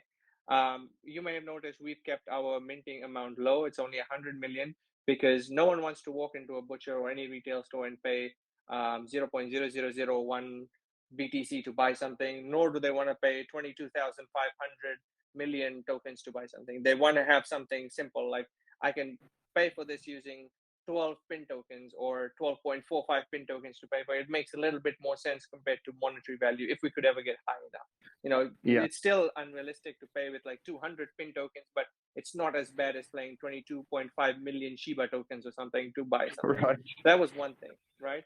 The other thing is we sort of didn't mention it because it's not really a big thing, but we don't limit customers. Your loyalty points or tokens don't expire.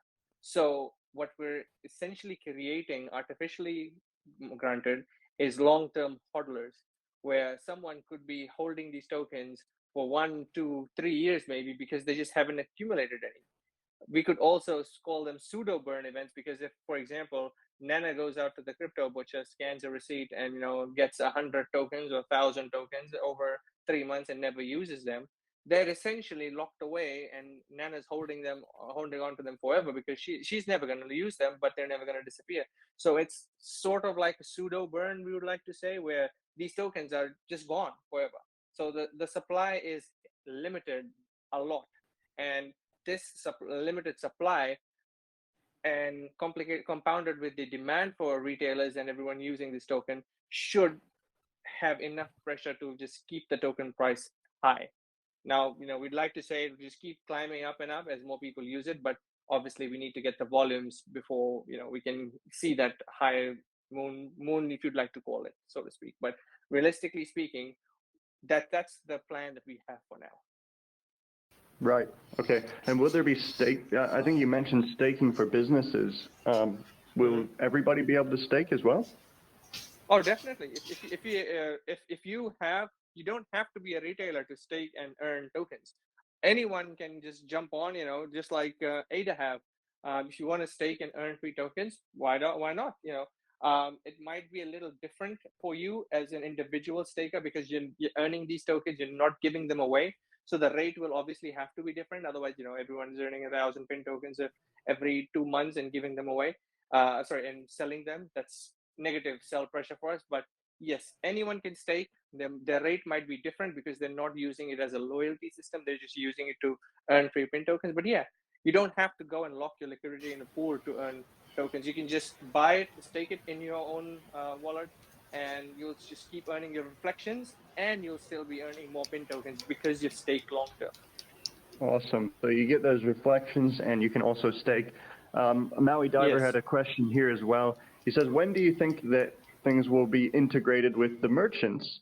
Do you have any other merchants lined up besides Mr. Crypto Butcher here? And what can we expect for, like, for example, the app, and for things to actually be functioning? What's the time frame for that? It's the same, because the loyalty system and the PIN payment system, they both use our layer 2 technology. We're not waiting on the apps, and the apps can be developed pretty fast. We're working on the layer 2 technology, which I have requested for 2 to 3 months, which now it's looking like end of February is the date we've set for ourselves, where the layer 2 solution has to be out. The apps are just a way to interact with the layer 2 solution. If you really broke it down, the layer 2 literally just is a way for you to move tokens around. The loyalty system can be broken apart just by saying, it's just a fancy way of saying, hey, I'm getting tokens and I'm sending tokens. So the layer 2 powers everything, and as soon as the layer 2 is developed, the apps will just go on and use the layer 2 to be used as a loyalty system and as a payment system. So that's what we need to develop, and that's why we've said end of Feb is a date we've just set. Again, like I said, I'm the kind of person who would like to overestimate the date so that I can deliver faster, rather than say, I'd like to promise you January, and then January comes around and it's still not there. That is not right. So we've given a time frame of, say, January, and our developers are hard at work with the app already. And once the interfaces are up, we can probably share them, but it won't be live until the layer 2 solution is live, which is about 2 to 3 months. Okay, got it. So the layer 2 solution is looking to be about 2 to 3 months until it's live. Okay. Yes. Yeah, go for it. Go ahead. Yeah, I just have one more question. Is it possible? Sure. Go ahead. Okay, thank you. The question is about the loyalty system and how much the PIN tokens are worth. Can you implement something in the app where you can see the tokens they became more, the price increased, and the people can think okay, I've got 10 tokens, it's worth $10 now, it really went up. Well, this is crypto. What goes up must go down. Let's go to the butcher and let's spend 2 tokens so I can have a nice discount, because next week I have to spend 4 tokens for the same discount. So to incentivize the people to use the tokens when the price goes up, and then make that visible. Oh yes, the spot wallet, as we like to call it, in the loyalty app. Remember, even though this is PIN tokens in the loyalty app, you are still getting crypto. So the spot wallet works exactly the same as any wallet, where you can just log in and it'll show you the current price. Now that you've mentioned it, and literally just now as you mentioned it, I've just had an amazing idea where you could have another section in the app that will say, hey, I earned this token on this date, and at this date this was the price. So the history of the tokens as you were earning them can be displayed in the app. And I never thought about it till now. When you just mentioned it, it'll incentivize users to say, hey, hang on, this token has really shot up since I got this. Maybe I should go and buy some, maybe do my research on how to buy this token. If I've been earning this for 6 months and it's only gone up, or it's been trading sideways, or it hasn't been crashing or anything, maybe I need to buy some of this, and hold some of this.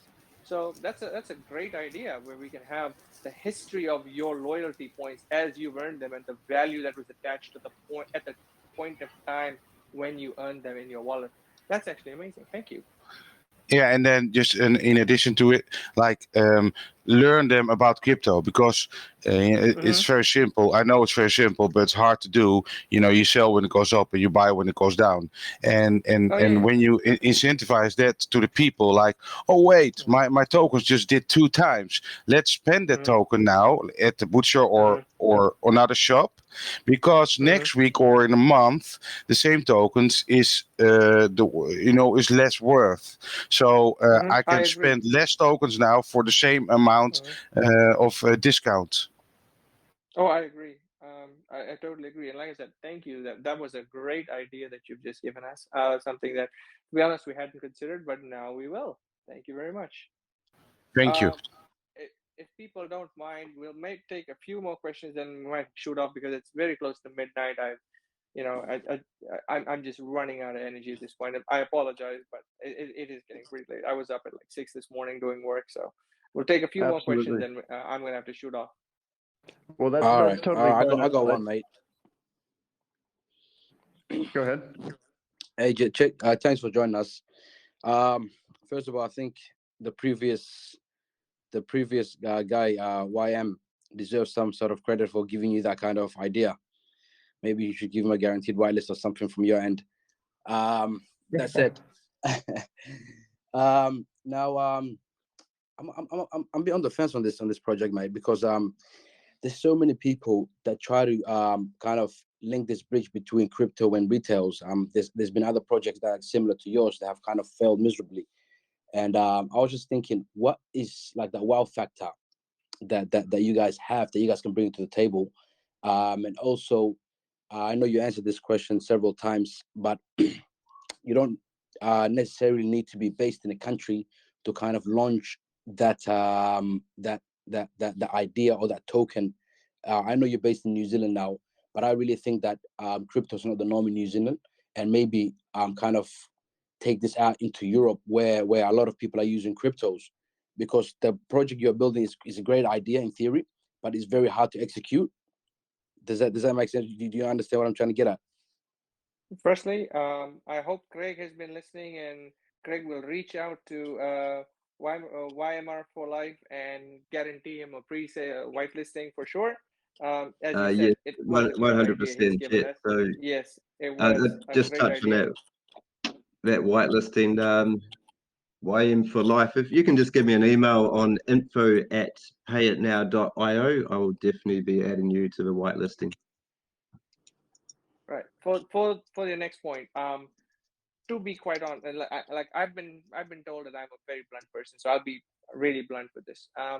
We have not. I personally did not know until you've just mentioned about there are other projects that have tried to bridge this gap and act as a loyalty system. I honestly did not. Like, I know about how SafeMoon is and how it's trying to reward users, but I did not know about these other projects. If you could send me a message and so that I personally, or we as a team, can personally see these projects and learn from their mistakes and improve them, that would be an amazing help to us. Number one, even if you just send us their names, that would be great. We can learn from these projects and sort of avoid the mistakes, if possible, that they would have made, or try to improve on that. Number two is what is our wow factor right now? And to be brutally honest, we don't have one.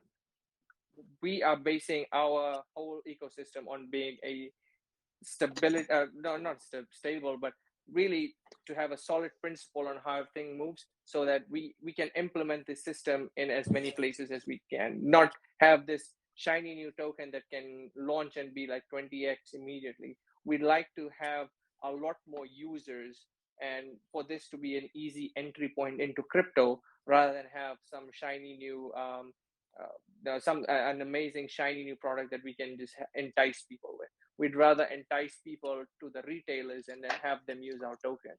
I know what you're getting at. What makes our project special? I would like to say that our layer 2 project, which will improve Binance's block time to be sub second level, it's special in my opinion. I am not sure if there's other layer 2 solutions out there that do it. Certainly, if there are that are using loyalty as a base, I don't know about them personally. That might just be a little bit ignorant on my part, but I just do not know about any projects that are using this. So, um, for launching in Europe, the reason we went with New Zealand is, as someone mentioned, a great test bed. We've just got a nice population to geographical size ratio, and we have a good urban population where people are willing to try new things, which is why like Uber likes to launch new projects here. Lime used to love Christchurch in particular to launch new project here because that good mix is here. I agree. It would be nice if we could launch in Europe, but we're not based there, and it's not just that we're not based there, but it would be harder to reach across to retailers. Once we have a product, sure, we can start reaching out wherever. We could have you working with us. If you're based in Europe, to say, hey, you know what? I'll go out and work, reach out to these retailers. Bring me on as a partner. We'd be looking into that. Having you on our team. if you're based in Europe and you can look around and talk to these people, that would be something we'd be very interested in. But you probably realize very soon that unless you have a working product, it's hard to reach out to people. Like I said, not everyone's as forward thinking as Ruben is. But yes, that is something we could definitely look into, where if we could partner with the right people overseas, we could launch in somewhere like Europe where it's easier because the general populace is a little bit more crypto oriented. But as Ruben mentioned, we're more about the utility rather than the token. The token is just a gateway to get the utility out there, if that makes sense. Yeah, got it. So the project I was referring to, there's several, but the one that kind of like stands out is Shrew. I don't know if you heard about it. I will DM you the details of Shrew. If you could look at Shrew, Shrew. So they were basically they were bridging that the gap between the retails and the crypto by using I don't know if you guys heard of a Nectar card or maybe a rewards card, and they had a literal a physical a debit, not debit card, but a reward card where people would get paid in crypto as a reward. They had partnership with Chainlink, which we found out later wasn't quite accurate. What they were doing is they were buying services from Chainlink, and then they call that partnerships. And they said one of the biggest card developers like Visa or MasterCard was on board. I mean, to be honest with you, nothing worked out. It was a great idea, but it's very difficult to execute. Now, the other thing is, do you guys have lawyers in your team? Because I understand that there's going to be several regulations that you have to adhere to. Yes, we are working. We don't have a lawyer on our team, but we do have a lawyer on retainer here in Christchurch. One of the very few, as I mentioned, it's hard to get a crypto lawyer who's up to date with crypto laws, but we do have a lawyer on retainer for all our legal needs, yes, as well as a crypto accountant, which we are in the process of being labeled a financial institution in New Zealand. We've just been informed by our ad company that we need to be registered as that before we can start running radio ads, apparently. So yes, we do have a lawyer who will be handling all of these regulation things on our behalf. Okay. One last question. Sorry, before I gotta go. I know you guys, it's quite late for you guys. Now in the event that the system gets hacked, the Euro system gets hacked, and one of your retailers or somebody loses all their pins or whatever, what do you guys do in that event? Do you reimburse him? If you do, where does it come from? Okay. First of all, Yuri, this is something we probably could have mentioned, but we didn't. Each of our modules operates separately and in little circles of what would you normally would call user land. So each of them only have access to whatever function they use. So because Yuri is uploaded to websites, we understand that the code is open source because you can look at it and then you can attempt to infiltrate it. So in that case, Yuri does not have access to tokens. It literally just says to Gert, hey, give me these tokens, and it can accept and answer messages. But apart from that, Yuri has no control over any tokens. It does not even interact with the smart chain. It literally only interacts with Gert, and then Gert is completely closed source. And in the terms that Gert is responsible for interacting with the smart chain, so you can see all the transactions that Gert does, but at the same time, you can't tell Gert specific things. Gert will literally respond to Yuri saying, okay, hey, so Yuri goes, hey, give me tokens, and Gert will respond with either no, I can't, or yes, you can. So that's why they're all very modularized.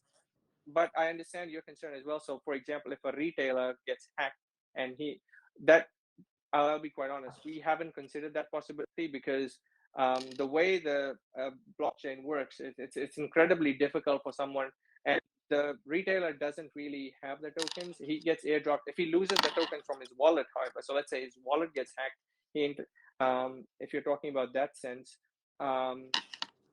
we have a reserve fund that we have kept in our token distribution. So we would probably look at reimbursing him from that fund. However, this is something I will need to speak to Craig about before I can give you a definitive answer. But right off the top of my head, if I'm hearing you right, so if I gave Ruben 1,000 tokens per week, right, and week number 5 he gets hacked and he loses 1,000 tokens, he'll only be losing 1,000 tokens. So it's not like it's a rather huge amount that we can't just pull out of the fund and give it to him. We're never going to be giving users an insane amount of tokens, which the loss of which would cause damage to the user. So, you're never going to be having like 100,000 tokens or something sitting in a individual PIN partner's wallets. You're only given tokens which you can use at a specific time. Each of the owner's wallets will be locked, and the smart contract, obviously, it's immutable. So we don't have to worry about someone hacking the smart contract. It's already been, as much as any smart contract can be hacked, to be honest. Does that sort of answer your question? Yeah, it does, man. Hey, man, really, thanks for joining us today and explaining your project. And I really hope that you guys successfully kind of execute this plan that you guys have. Me personally is an industry that I'm interested in terms of bringing crypto to the retail world, because I think that's where the money is. But till now, I haven't seen someone do that, and I understand it's very difficult. So best of luck, and I'll keep a close eye on you guys. To be quite honest with you, I appreciate your comments as someone who's come in with the thing that, yep, I've seen other projects fail. How are you going to succeed? It gives me a point of reference to say, okay, now I know that there's some projects that haven't made it. How can I fix it so that we don't make the same mistake? So I appreciate you saying that, because like I said, it might just be my ignorance, but I haven't come across those projects. There's a million tokens out there. It would be impossible for me to know, which tokens do what. So if you send me that information, I would greatly appreciate it, mate. Not at all, mate. Cheers, mate. Thank you very much, man. And Thank you. enjoy the rest of your day. The rest of the night. Thank you. Well, he deserves a whitelist as well. What's that? Yeah, that's it.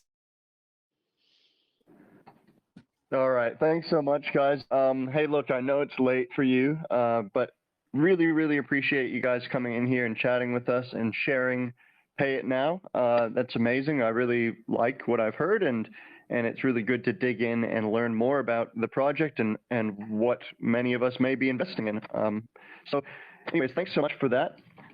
We're now going to do this whitelist giveaway, and you guys can certainly hop off over in New Zealand. I know it's so late, and so you don't have to stick around with us for that. That's for sure.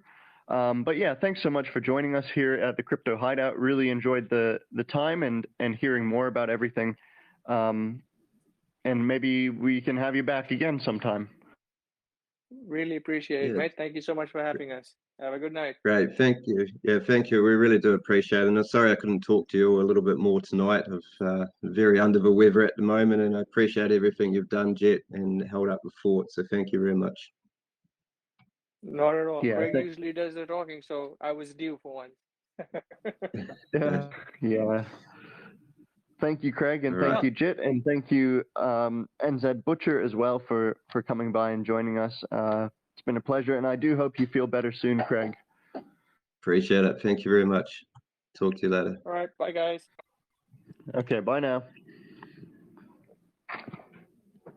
All right, guys, we'll turn off the recording here.